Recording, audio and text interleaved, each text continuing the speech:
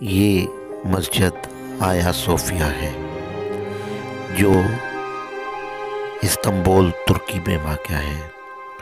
یہ مسجد اپنے فن تعمیر اور تاریخی لحاظ سے اپنی مثال آپ ہے۔ آیا صوفیہ سلطان محمد فاتح کے ہاتھوں فتح قسطنطنیہ ہونے تک مسیحیوں کا دوسرا بڑا مذہبی مرکز بنا رہا۔ السلام علیکم، میں فیصل بیگ تمام ناظرین کو Faisal Baig official YouTube channel پہ خوش آمدید کہتا ہوں۔ ساتھ میں آپ سے گزارش کروں گا ہمارے چینل کو سبسکرائب کریں، ساتھ لگے گھنٹی کے بٹن کو ضرور دبائیں تاکہ ہماری ہر نئی آنے والی ویڈیو کا نوٹیفیکیشن آپ کو بر وقت مل سکے۔ ویڈیو کو سکپ نہ کیجیے گا، ویڈیو کمپلیٹ دیکھیں۔ جو نالج آج آپ سے شیئر کرنے جا رہا ہوں وہ ترکی میں موجود مسجد آیا صوفیہ کے بارے میں ہے۔ تقریباً 5ویں صدی عیسوی سے مسیحی دنیا دو بڑی سلطنتوں میں تقسیم ہو گئی تھی۔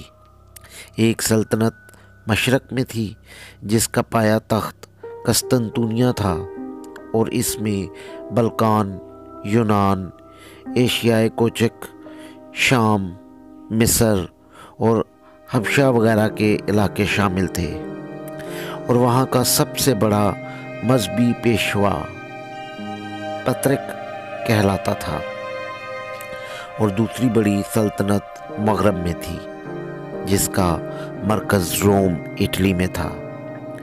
یورپ کا بیشتر علاقہ اس کے زیر نگوں تھا، اور یہاں کا مذہبی پیشوا پوپ یا پاپا کہلاتا تھا۔ ان دونوں سلطنتوں میں ہمیشہ سیاسی اختلافات کے علاوہ مذہبی اور فرقہ وارانہ اختلافات جاری رہے۔ مذہبی سلطنت جس کا مرکز روم میں تھا وہ رومن کیتھولک فرقے کی تھی، اور مشرقی سلطنت آرتھوڈکس کلیاس فرقے کی تھی۔ آیا صوفیہ کا چرچ یہ آرتھوڈکس کلیاس کا عالمی مرکز تھا۔ آیا صوفیہ مسیحیوں کے گروہ آرتھوڈکس کلیاس کا عالمی مرکز تھا۔ اس چرچ کا سربراہ جو پطرک یا پیٹرک کہلاتا تھا اس میں مقیم تھا۔ نصف مسیح دنیا اس کو کلیاس کو اپنی مقدس ترین عبادت گاہ سمجھا کرتی تھی۔ آیا صوفیہ اس لحاظ سے بھی اہم تھا کہ وہ روم کے کیتھولک کے مقابلے میں زیادہ قدیم تھا۔ اس کی بنیاد 3 صدی عیسوی میں اسی رومی بادشاہ قسطنطین نے ذاتی ڈالی تھی، جو روم کا پہلا عیسائی بادشاہ تھا، اور جس کے نام پر اس شہر کا نام بزنطینیہ یا قسطنطنیہ رکھا گیا تھا۔ تقریباً 1000 سال تک یہ عمارت اور کلیاس پورے عالم عیسائیت کے مذہبی اور روحانی مرکز کے طور پر استعمال ہوتی رہی۔ مسیحیوں کا عقیدہ بن چکا تھا کہ یہ کلیاس کبھی ان کے قبضے سے نہیں نکلے گا۔ اس سے ان کی مذہبی اور قلبی لگاؤ کا یہ عالم ہے کہ اب بھی آرتھوڈکس کلیاس کا سربراہ اپنے نام کے ساتھ سربراہ کلیاس قسطنطنیہ، the heir of the church of the قسطنطنیہ لکھتا آیا ہے۔ قسطنطین نے اس جگہ 360 عیسوی میں ایک لکڑی کا بنا ہوا کلیاس تعمیر کیا تھا۔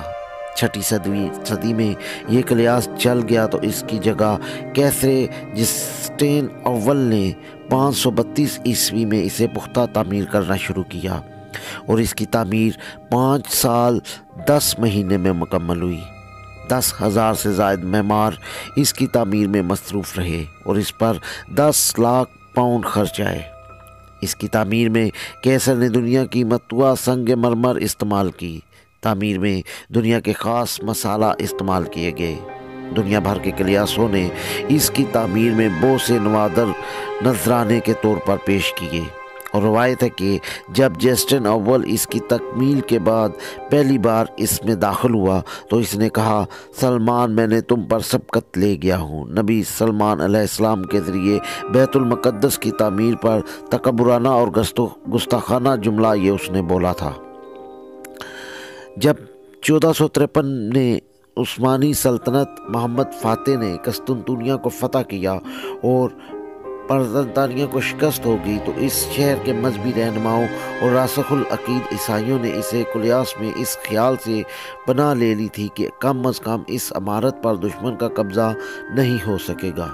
مشہور انگریز مورخ ایڈورڈ گیبن کی منظر کشی کرتے ہوئے لکھتا ہے کہ گرجے کی تمام زمین اور بالائی گیلریاں پائیوں، شوہروں، عورتوں، بچوں، پادریوں، رہبروں اور کنواری نروں کی بھیڑ سے بھر گئی تھی۔ کلیاس کے دروازے کے اندر اتنا ہجوم تھا کہ ان میں داخلہ ممکن نہ رہا تھا۔ یہ سب لوگ اس مقدس گنبد کے سائے میں تحفظ تلاش کر رہے تھے جسے وہ زمانہ دراز سے ایک ملا اعلیٰ کی لاہوتی عمارت سمجھتے آئے تھے۔ یہ سب ایک افتراء پرداز الہام کی وجہ سے تھا جس میں یہ جھوٹی بشارت تھی کہ جب ترک دشمن اس قسطنطنیہ ستون کے قریب پہنچ جائیں گے تو آسمان سے ایک فرشتہ ہاتھ میں تلوار لیے نازل ہوگا اور اسے آسمانی ہتھیار کے ذریعے سلطنت ایک ایسے غریب آدمی کے حوالے کر دے گا جو اس وقت سے سٹون کے پاس بیٹھا ہوا ہوگا۔ لیکن ترک عثمانی فوج اس ستون سے بھی آگے بڑھ کر صوفیہ کلیاس کے دروازے تک پہنچ گئی۔ نہ کوئی فرشتہ آسمان سے نازل ہوا، نہ رومیوں کی شکست فتح میں تبدیل ہوئی۔ کلیاس میں جمع عیسائیوں کا ہجوم آخر وقت تک کسی غیبی امداد کا منتظر رہا۔ بالآخر سلطان محمد فاتح اندر داخل ہو گئے اور سب کے جان و مال اور مذہبی آزادی کی ضمانت دی۔ فتح کے دن فجر کی نماز کے بعد سلطان محمد فاتح نے یہ اعلان کیا تھا کہ انشاءاللہ ہم ظہر کی نماز آیا صوفیہ میں ادا کریں گے۔ چنانچہ اس دن فتح ہوئی اور اس سرزمین پر پہلی نماز ظہر ادا کی گئی۔ اس کے بعد پہلا خطبہ بھی جمعہ کا اس میں پڑھایا گیا۔ آیا صوفیہ مسجد قسطنطنیہ چونکہ سلطان کی طرف سے صلح کی پیشکش کے بعد بزور شمشیر فتح ہوئی تھی، اس لیے مسلمان ان کلیاسوں کو باقی رکھنے کے پابند اور مشروط نہ تھے، اور اس بڑے چرچ کے ساتھ جو تہمات اور باطل عقیدے وابستہ تھے انہیں بھی ختم کرنا تھا۔ علامہ سب سے اہم وجہ یہ ہے کہ آیا صوفیہ چرچ صرف مذہبی رسومات کی عبادت گاہ نہیں بلکہ وہ ایک سیاسی اور عسکری مرکز بھی تھا۔ مسیح جنگوں کے منصوبہ جات وہیں تشکیل پاتے تھے اور وہاں سے پوپوں کی ذریعے مسیحی حکمرانوں اور بادشاہوں کو متحد کیا جاتا تھا۔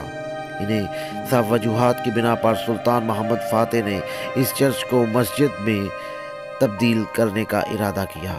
چنانچہ اس مال کے ذریعے خریدا گیا اس میں موجود رسموں اور تصاویر کو مٹا دیا گیا، یہاں چھپا دیا گیا اور محراب قبلہ رخ کر دی گئی۔ سلطان نے اس کے میناروں میں بھی اضافہ کر دیا۔ اس کے بعد یہ مسجد جامعہ آیا صوفیہ کے نام سے مشہور ہو گئی اور سلطنت عثمانیہ کے خاتمے تک تقریباً 500 سال تک پنجگانہ وقت نماز ہوتی رہی۔ آیا صوفیہ عجائب گھر۔ آیا صوفیہ کی عمارت قسطنطنیہ کے بعد 481 سال تک مسجد اور مسلمانوں کی عبادت گاہ رہی، لیکن سلطنت عثمانیہ کے خاتمے کے بعد جب مصطفیٰ کمال آتا ترک کا سربراہ بنا تو اس نے مسجد میں نماز بند کر کے اسے عجائب گھر نمائش گاہ بنا دیا۔ جولائی 2020 میں اسے دوبارہ 1935 سے قبل والی حیثیت دے دی گئی۔ 31 مئی 2014 کو ترکی میں نوجوانان اناطولیہ نامی ایک تنظیم نے مسجد کے میدان میں فجر کی نماز کی مہم چلائی جو آیا صوفیہ کی مسجد بحالی کے مطالبے پر مبنی تھی۔ اس تنظیم کا کہنا تھا کہ انہوں نے 1.5 کروڑ لوگوں کی تائیدی دستخطوں کو جمع کر لیا ہے، لیکن اس وقت کے وزیر اعظم کے مشیر نے بیان دیا تھا کہ ابھی آیا صوفیہ کو مسجد میں بحال کرنے کا کوئی ارادہ نہیں۔ 10 जुलाई 2020 को तुर्की की अदालत उज़्मा ने आया सोफिया को मस्जिद में तब्दील करने की करारदाद को मंजूरी दे दी और अजायब घर की हैसियत मनसूख करके सरकारी तौर पर मस्जिद बहाली का फैसला सादर किया। बाद अज़ां तुर्की के सदर रजब तैयब एर्दोगान ने आया सोफिया की मस्जिद की बहाली पर दस्तखत कर दिए। फ़तह कस्तूनतुनिया के बाद वहाँ मुसलमानों की नमाज और इज्तिमा के लिए फौरी कोई जगह जमा और इबादतगाह ना थी, इसलिए सुल्तान ने ऑर्थोडॉक्स कुलियास के इस तारीखी मजहबी मरकज़ को मस्जिद बनाने का इरादा किया। चुनांचे सुल्तान ने इस इमारत को और आसपास की ज़मीन को अपनी ज़ाती माल से ख़रीदा और इसकी मुकम्मल कीमत कुलियास के रहबरों को दी। अलावा सुल्तान ने इस मसरूफ़ के लिए मुसलमानों के बैतुल माल से भी कीमत नहीं ली, बल्कि तय करदा पूरी कीमत अपनी जेब से अदा की और इस इमारत और ज़मीन में